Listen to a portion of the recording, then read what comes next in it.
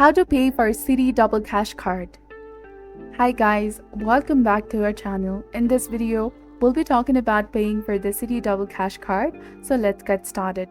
You can pay your Citi Double Cash Card in several ways: online, by phone, or through the Citibank mobile app, by mail, or at a branch.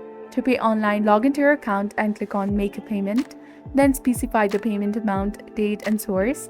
Citibank also allows automatic payments. By online, you can log in and make a payment, and by phone call, you can call 1-855-473-4583 and enter your card information. And by the mobile app, you can log in and select your card and tap on Make a Payment option.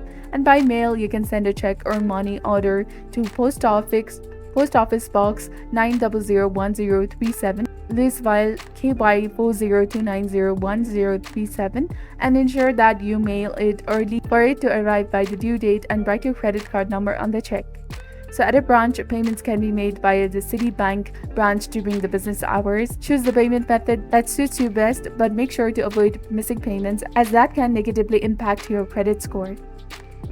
So this was all about it. If you found this guide helpful, please consider leaving a like and subscribing to more helpful tips and tutorials. Thank you for watching. See you in the next one.